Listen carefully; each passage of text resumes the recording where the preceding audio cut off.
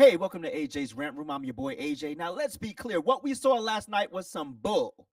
That debate was a hit piece.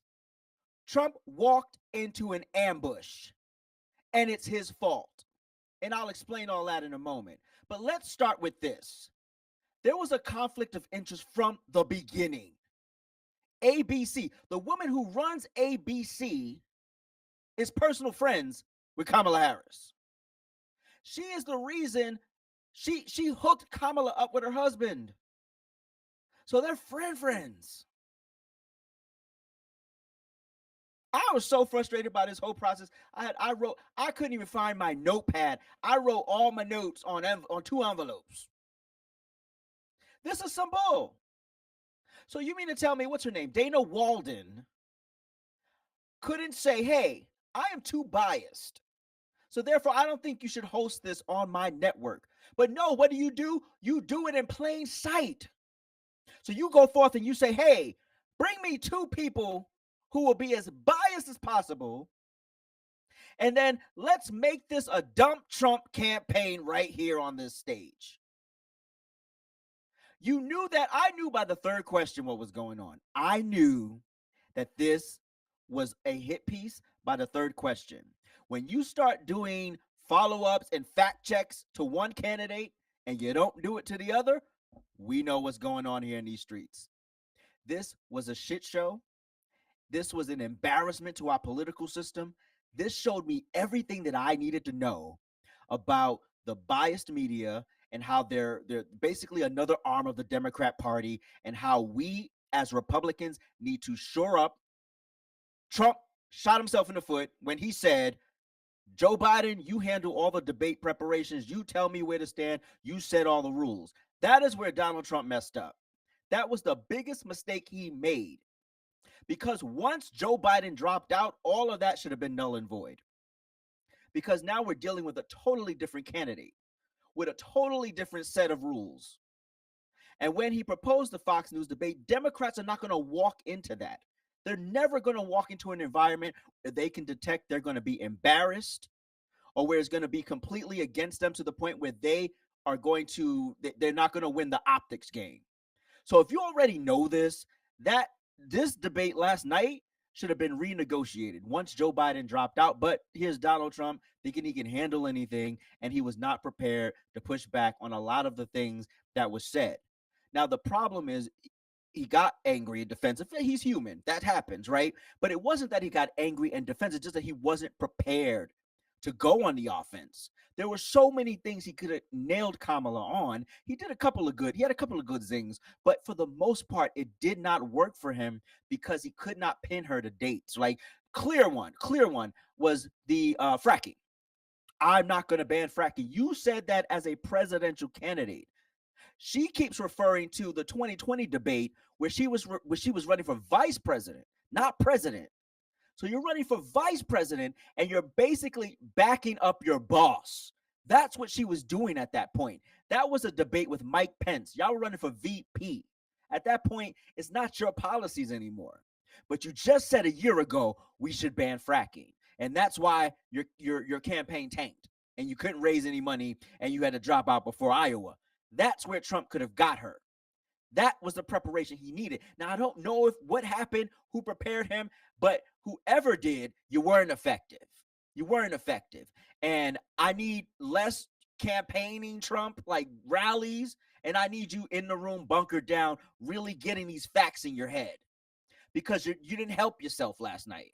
You know, it's bad enough you already knew you were walking into a contentious environment. You knew that. You know it, bro. And so if you know you're walking into a contentious environment, you want to be shored up and ready to go. Because I know you're going to ask me a bunch of biased questions. January 6th was another example. Why could you?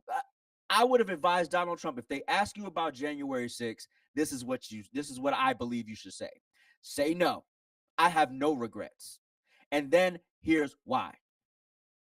That's palatable, right? And it's not. I feel like when people ask these questions, oh God, they're attacking me. Yeah, they're attacking you, but I'm also going to go on the offense here. No, and here's why. And then you could bring up Nancy Pelosi saying it was her fault. Yes, it was. Nancy Pelosi said it with her own mouth. recorded by her own daughter. But we don't want to have that conversation. Dismiss like, oh, father. The cat thing, Donald Trump. It is not untrue, but it's not an epidemic. There's not an epidemic of immigrants eating cats. It's not untrue, and it should have never been brought up in this moment. Why? Because they're going to run with those type of things. You're giving them the material to work with, you know. And David Muir inserting his personal opinion, ridiculous. But it was 3v1. It was 3v1. Trump was in a hostile environment. He got angry. Okay, I got that. It happens sometimes. But he needed that sort of civil rights movement prep, right? Where they prepped you to sit at the lunch counters, right? They you know that people gonna throw coffee in your face. They're gonna spit on you. They're gonna be talking right here, bad breath right in your face. They're gonna be calling you every disgusting name that they can find. That's the type of preparation he needed. He needed someone to say, hey, when it gets to this point, they're going to bait you about your rallies. They baited him about the rallies. He went right down the hole. Bam. Gotcha, bitch. That was literally what I was thinking. Don't focus on the things they're trying to bait you on. Answer the questions. The first, and let's be clear. I know it sounds like I'm dumping on Trump right at the top, but I'm going to dump on Kamala just as bad. Kamala didn't answer most of the damn questions. She didn't even answer the first question out the gate. The first question was tossed to her. She didn't even answer it. She went on a tangent about money and her upbringing. But I don't care. Answer the question. And if you watch our show Trifecta Hour last night, I was so frustrated with the whole process, right? And then I thank God I didn't post the video that I did right after the debate because sleeping really helps your mind settle and it really helps you get clear on what the hell you just saw, right? So let's where am I? So why was there numerous fact checks on Trump and not Kamala? That was ridiculous. That's how you know this was rigged against Trump. This was an attempt to sink his candidacy. This was an attempt to sink his campaign. And guess what? It didn't work. It didn't work. Now, undecideds, if you can't see through what you saw last night, the fact that she needed a biased network, biased moderators to stand there and say nothing but look great and win the optics game, but you didn't win the substance game. Neither one of them won the substance game. So you didn't really get much from her. Kamala wasn't, she wasn't really hitting it on. And the fact that she wasn't fact checked on several things. She wasn't fact checked on Project 2025. One of the moderators, since you fact checking him, why aren't you fact checking her? That's been debunked. He's not a part of Project 2025. Please let it go. Fracking. Yes, I went over this just a few minutes ago.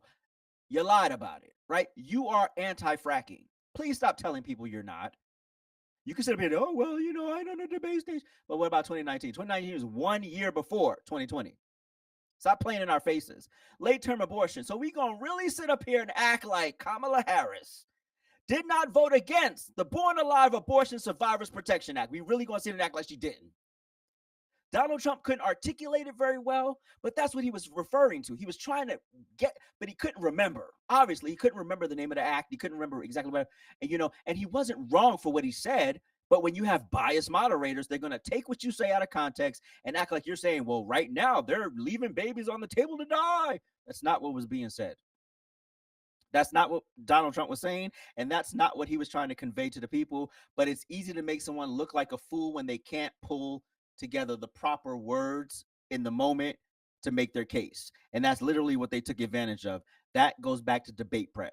Donald Trump should have been prepared for that moment. But anyway, the very fine people comment. Very fine people? Really? We were talking about very fine people? We still on very fine people. All these years later, we're still on very fine people.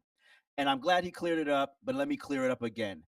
I'm paraphrasing, but Donald Trump, if you actually, like he said, if you listen to the sentence right after that, they're very fine people on both sides. And I'm not talking about the neo-Nazis, the skinhead, the KKK, or any white supremacist group. He literally said that. And y'all still running with this bitch? This bullshit? Come on now. Stop playing in our faces, bro.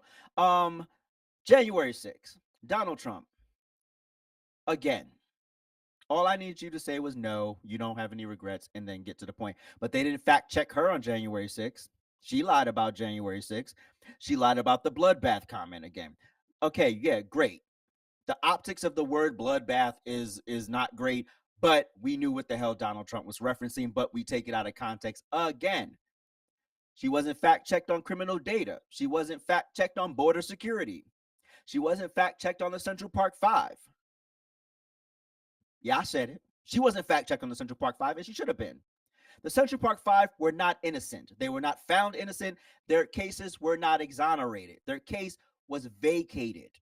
The reason why the Central Park Five were not tried again wasn't because there were these innocent boys who was in the park skipping flat tees and walking around with balloons in their hands, and then the big bad police decided they're going to take them down for a rape charge. No! They were in that park acting like animals. They were in that park harassing people. They were in that park mugging people. They beat up a homeless man. They beat up one runner so bad that the police said in their report that it looked like his head had been dunked in a bucket of blood. But we leave all of that out because we want to focus on what happened to Patricia Miley, which was the worst of it all, let's be clear. But Patricia Miley wasn't the only victim that day. So even if you took the rape off the table, which you still can't, because there was enough physical evidence to convict them without the confession tapes. And I don't hear nothing about, oh, Mateus Reyes was the only one to penetrate, but you were all there because your stories corroborated. No one coached you. No, y'all. This is 1989. There were no cell phones to text and corroborate stories. 5 of y'all were apprehended right out the park. Kevin Richardson gave up the jogger before the police knew about it. But we don't have these conversations. Corey Wise knew Mateus Reyes' nickname. Said it in the pre-confession tape in an interview with the police officer. That was not revealed until after Mateus Reyes came forward. Rudy took the Walkman. Rudy took the fanny pack. How would you know that if you weren't there? Police didn't know she had a fanny pack and a Walkman. They weren't there either. So who made that up? Stop playing in our faces. Then we get to the discrimination lawsuits. Donald Trump could have articulated, but it's been so long, and he probably don't even remember, and I wouldn't have remembered either. You got to forget, this is a man that's thousands and thousands of events and lawsuits. Rich people get sued for nothing. They get sued because they said good morning wrong. So thousands and thousands of lawsuits ago, you want to talk to me about some 1972 case that eventually was thrown out, right? Come to find out, the apartment that the black people wanted to rent was actually being rented. And on top of that, Donald Trump was renting his rental properties. 14% of his tenants were black and brown. So you tell me where that's discrimination. In 1970s New York, you tell me where that's discrimination. There was no discrimination. But the fact that she was allowed to say that, and they didn't say, hey, this is how that lawsuit ended. So actually, you're not right, Madam Vice President. No, we can't do that. Why? Because we're biased. Stop playing in our faces. Inflation. She lied about inflation. She lied about these proxy wars. She lied about her administration's failure in these proxy wars. She lied about Afghanistan. She lied about Trump's stance on IVF. She lied, and nobody corrected her at all. We should mute moderators if they're going to be biased. David Muir, we don't need to know that you didn't detect sarcasm in Trump's tone when he said he lost the election by a hair. No one cares. Nobody cares. Your job is to be a moderator, not express your opinion. And that should have been Trump's retort in that moment. Well, as a moderator, your opinion is not valid right now. So therefore, I'm going to need you to shut up. We shouldn't have told him to shut up, but I would have told him to shut up in another way, in that moment. But let's see what we got here. It was rich. It was rich in bias. And I'm very frustrated. And last night I was screaming at the screen. I was screaming with a mute microphone because I just wanted both of them to answer the question. If you want to frustrate me, don't answer the question that's being asked of you. Try to evade and elude and go around it. Donald Trump, I needed to hear what the details of your plan to get these illegal immigrants out of our country. This mass deportation, what is the plan for it? That was your moment to shine. That was your moment to articulate that, and you missed it. You missed it. And they threw the alley oop to Kamala, and she said what she said. Again, this was a 3v1. Kamala won the optics game. She didn't win the substance game. Neither one really got into anything. Neither one really answered the question. So it was, nobody won, in my opinion. The American people damn sure didn't win. And if you were voting for Trump going into that, you're still voting for Trump. If you were voting for Kamala going into that, you're still voting for Kamala. If you're undecided, I don't know where you stand. I don't even know how you can still be undecided at this point. Because if somebody needs this much help to look good in a debate, that tells me everything I need to know about you. You, as the president of the United States, should be able to walk into any environment. Whether you do good or bad is irrelevant, but you should have the balls to walk into any environment. Period. Donald Trump will go talk to anybody. You invite him, he'll go talk to you. Kamala won't even go talk to people who like her. She's done one interview. And like one of the interviews that Donna Bash asked her, this is the first time, you have the shortest amount of time of any candidate in the history of the United States, and you have done one interview. This is the shortest period of time for you to sell yourself to the American people, and you have done one interview, which was 40-something minutes long that they narrowed down to 18 minutes, which tells us everything we need to know. So that was the real Kamala Harris. The one that showed up in that interview, that's the real Kamala Harris. Not this she was very prepared to attack Trump. She wasn't prepared to talk policy. She wasn't prepared to tell the truth because she knew she wasn't going to be challenged on her lies. So now that we know that, the next debate, so Kamala has offered another debate. Republicans, no more ABC. Republicans can't appear on ABC anymore in presidential debates, period. That's off the table. We know that this network is biased. We know that this network can't host a free and fair debate. So therefore, we can't work here. So that should be off the table in the future. Republicans, negotiate. What is the point of getting Lara Trump at the top of the RNC if she's not spearheading these types of things? The debate needs to be negotiated. It needs to be in an environment that's fair to both candidates. So if you're going to do something to one candidate, you have to do it to the other. You can't do something to one candidate and leave out the other one and act like you didn't see it. But moderators cannot be biased. You are there to moderate. I can moderate a debate. Even with my opinions, I can moderate a debate because I know how to push people, because I know both sides of the argument. Even though I stand on one side, I can argue all sides of this. And so I know what people on the left are looking for. I know what people on the right are looking for. So if I know this, I can challenge you in those ways without ever putting my bias in there at all. Period. So moderators cannot be biased next time. Moderators, we don't care about your opinion. If you want to express your opinion, you do it during pillow talk. You do it at the bar. You do it offline. You do it off the record, but you don't do it at a debate because you didn't do it to the other candidate. So that right there proves your bias. Kamala Harris is not a strong candidate. She's not. She's not a strong candidate. This is why she needs to be coddled, protected, can't go talk off script. This is why she hasn't done press conferences and interviews, because she has no real policy. She's not as smart as people are giving her credit for. She's not a dumb woman, but she's not presidential. She is not prepared to rule. And here's the thing, even if, like, God forbid she gets elected, she's not actually going to be running the country. I just want you to know that. She's not going to actually be the one making the decisions. What they say in one of my favorite movies, Boomerang, about Lady Eloise, she's the name on the package. She has no power. So now that you know that, I need you to go into that situation understanding that she's the face on the package. She's not really going to be the one calling the shots. All of her lofty dreams of $50,000 and, oh, I'm going to give $25,000 home for first-time homeowners whose families have never owned. All of that stuff she needs Congress for. She ain't going to have Congress. There are 400-something seats open this election. That's important as well.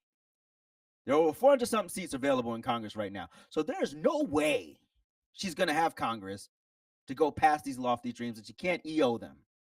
She don't hold no purse. And here's the other thing about the government.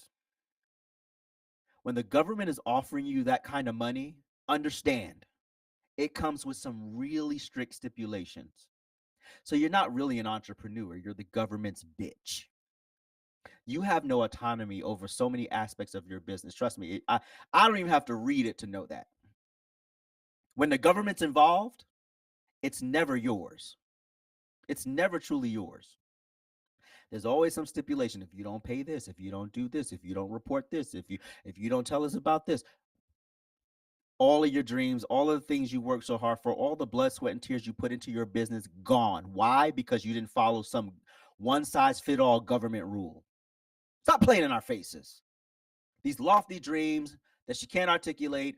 And Trump, I'm going to need you to get clear on how to respond to questions about January 6th. I'm going to need you to get clear on how you're going to mass deport these people. I'm gonna need you to not bring up small stories that don't really matter on the national front, like the cat stuff. It's a real story. They're real stories.